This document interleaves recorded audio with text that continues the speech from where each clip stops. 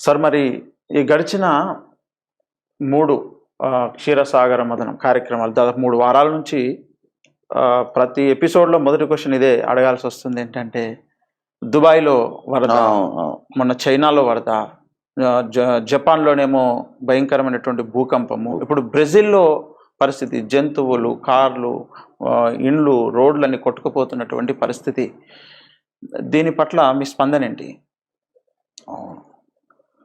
ఇంకా స్పందన 3 వారాల నుంచి అదే ప్రశ్న అయితే 3 వారాల నుంచి అదే స్పందన.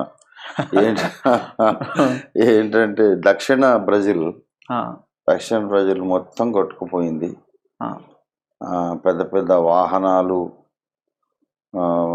జంతువులు, దున్నపోతులు, లారీలు, ట్రక్కులు, ఇండ్లు మొత్తం అంతా కొట్టుకుపోయి నిన్న మిడ్ నైట్ వరకు చూశాను వార్త.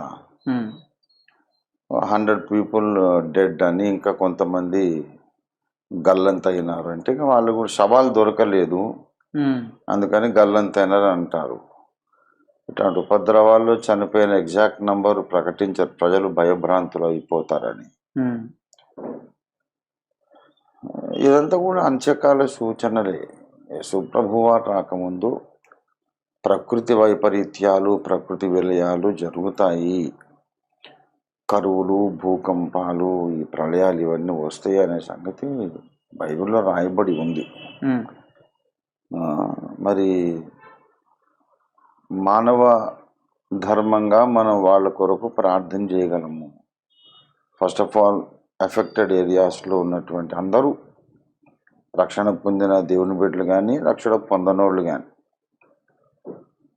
వాళ్ళందరినీ దేవుడే ఆదరించాలని మనం ప్రార్థన చేయగలం.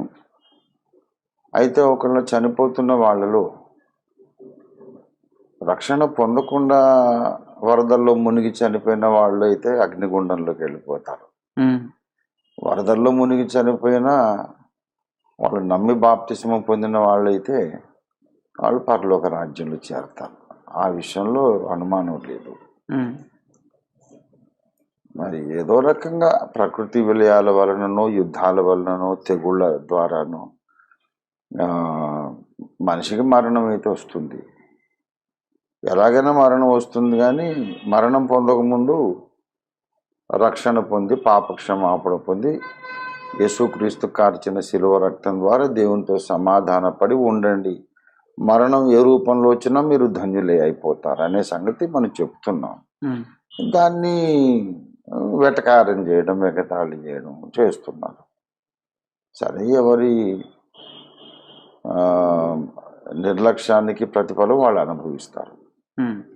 సరే, ఇప్పుడు నోవాహు కాలంలో దేవుడు ముందే చెప్పి జలప్రలయం వస్తుంది, ఓడ సిద్ధపరచుకొని నోవాహుకు చెప్పినప్పుడు నోవాహును చూసి ఎగతాళి చేసిన ప్రజలు, అదే పరిస్థితి ఈనాడు ఈ తుఫాన్ల ద్వారా, ఈ వరదల ద్వారా, మరి దేవుని యొక్క ముందు రాబోతున్నటువంటి ఆయన రాకడకు సూచనలను చెబుతుంటే నవ్వుతున్న ప్రజలు కూడా ఇదే పరిస్థితిలో ఉన్నారని చెప్పుకోవచ్చా? అంతే కదా. ఇప్పుడు అపహాసకులు వీళ్ళు సువార్త విని అపహాస్యం చేస్తారు.